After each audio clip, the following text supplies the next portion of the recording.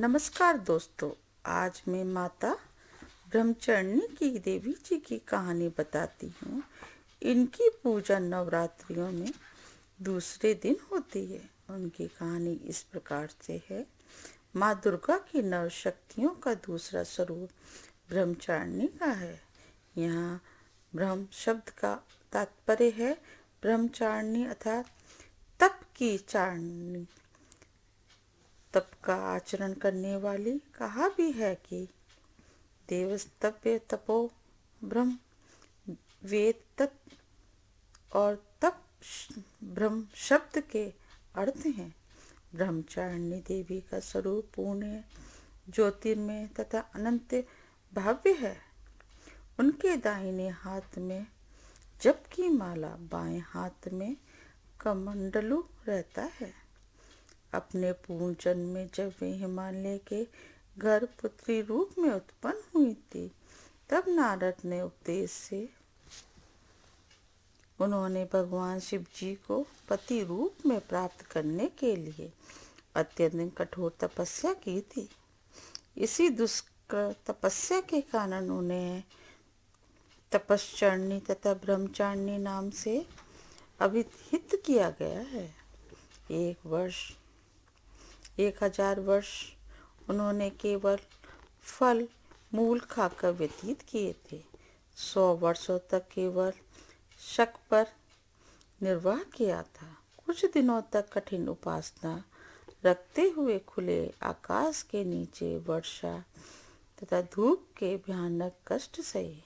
इस कठिन तपस्या के पश्चात 3000 वर्ष तक उन्होंने जमीन पर टूटकर गिरे हुए बेल पत्रों को खाकर ये भगवान शंकर की आराधना करती रहीं। उनके बाद उन्होंने सूखे बेल पत्रों को भी खाना छोड़ दिया। कई हजार वर्ष तक वह निर्जल तथा निराहार तपस्या करती रहीं। पत्तों को भी खाना छोड़ देने के कारण उनका एक नाम अर्पणा भी पड़ गया। कई हजार वर्ष की इस कठिन तपस्या के कारण ब्रह्मचारिणी देवी का ये पूर्ण जन्म का शरीर एकदम क्षीण हो उठा। वे अत्यधिक कृशकाय हो गई थीं। उनकी ये दशा देखकर उनकी माता मैना अत्यधिक दुखित हो उठी। उन्होंने उन्हें उस कठिन तपस्या से व्रत करने के लिए आवाज दी। उमा, अरे नहीं, ओ नहीं। तब से देवी ब्रह्मचारिणी का पूर्व जन्म का नाम उमा भी पड़ गया था। उनकी इस तपस्या से तीनों लोकों में हाहाकार मच गया। देवता, ऋषि, सिद्धगण, मुनि सभी ब्रह्मचारिणी देवी की इस तपस्या को अभूतपूर्व पुण्य कृत्य बताते हुए उनकी सराहना करने लगे। अंत में पितामह ब्रह्मा जी ने आकाशवाणी द्वारा उन्हें संबोधित करते हुए प्रश्न स्वरों में कहा, हे देवी, आज तक किसी ने ऐसी कठोर तपस्या नहीं की थी। ऐसी तपस्या तुम ही से संभव थी। उन्होंने इस अलौकिक कृत्य की चतुर्दिक सराहना हो रही है। तुम्हारी मनोकामना सर्वतोभीन परिपूर्ण होगी। भगवान चंद्रमौली शिव जी उन्हें पति रूप में प्राप्त होंगे। अब तुम तपस्या से विरक्त होकर घर लौट जाओ। शीघ्र ही तुम्हारे पिता तुम्हें बुलाने आ रहे हैं।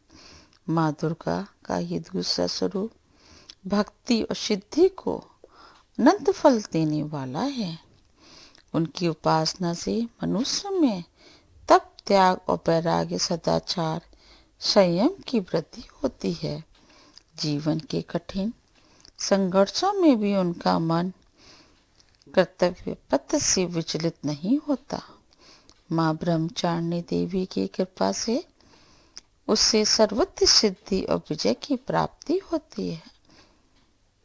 दुर्गा पूजा के दूसरे दिन उन्हीं के स्वरूप की उपासना की जाती है। इस दिन साधक का मन स्वादिष्ट चक्र में स्थिर होता है। इस चक्र में उपस्थित मन वाला योगी उनकी कृपा और भक्ति को प्राप्त करता है। ब्रह्मचारिणी देवी की ये कथा थी। आपको अगर पसंद आती है तो आप मेरे चैनल पर लाइक और सब्सक्राइब करना ना भूलें। धन्यवाद।